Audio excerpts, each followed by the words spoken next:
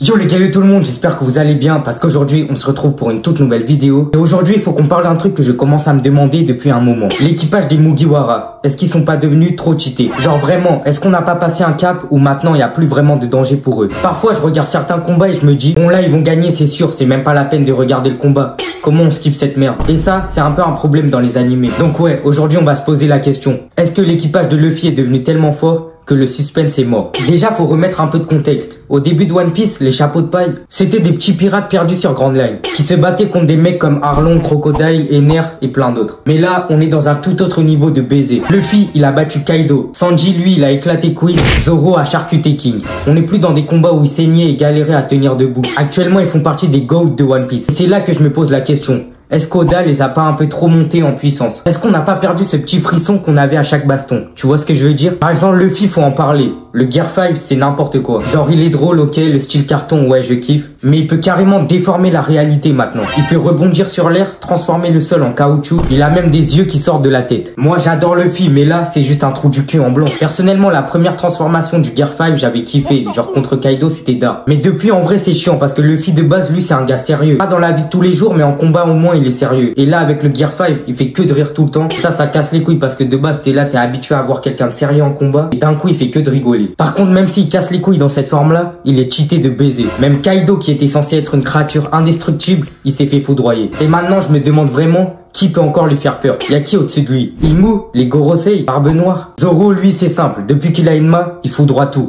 Il saigne un peu, mais il gagne toujours. C'est devenu une machine à trancher. Et je kiffe, hein, c'est stylé, mais c'est trop prévisible maintenant. Avant, il se battait à moitié mort avec un sabre dans la bouche, des bras cassés. Là, maintenant, c'est un coup d'enma et c'est one shot. Et Sanji, on en parle. Il a des modifications génétiques, il peut se régénérer. Et en plus, il a une vitesse de bâtard. J'aime bien quand il se donnait à fond. Quand il se battait avant, ça, c'était stylé. Mais là, entre la vitesse, la force et les flammes, personne peut le toucher. Dites-vous que le duo Zoro-Sanji est devenu l'équivalent, voire plus fort, qu'un duo amiral. Et les autres alors? Robin, elle a eu un power-up stylé à Wano. Forme démon, c'est d'art, mais elle reste un peu en retrait à chaque fois. Franky, bah c'est un tank avec des lasers, tout ça. Toujours fun, toujours utile. Brook, il est discret mais il gère. Nami, avec Zeus maintenant, elle balance des éclairs niveau Big Mom. Par contre, Usopp et Chopper, Usopp, lui, ça fait trop longtemps qu'il a pas eu son moment de gloire. On commence presque à l'oublier. Chopper, Monster Point, c'est cool, mais depuis Dressrosa, il stagne un peu. Quand tu regardes One Piece, tu sens qu'il y a les gros Mugiwara et les autres. Il y a un vrai écart de puissance maintenant. Mais tu sais quoi? Peut-être qu'ils sont pas trop puissants. Peut-être que c'est juste le monde autour d'eux qui est devenu plus dangereux. Parce que là en face, c'est pas Baggy le clown, hein. C'est Barbe Noire, c'est les 5 doyens, c'est Imu, c'est les Séraphines. Même les amiraux, ils galèrent contre les gros. Donc au final, ouais, les Mugiwara sont puissants,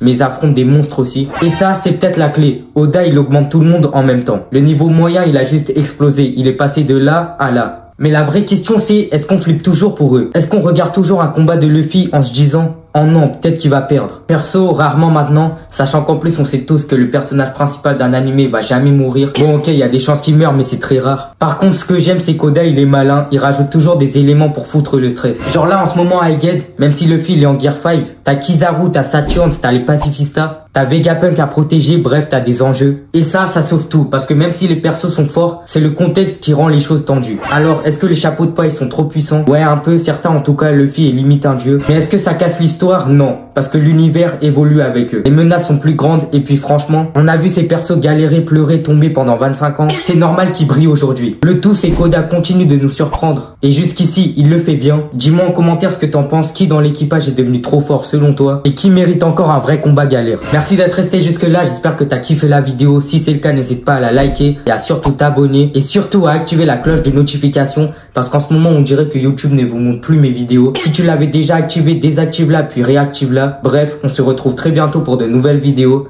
Au revoir.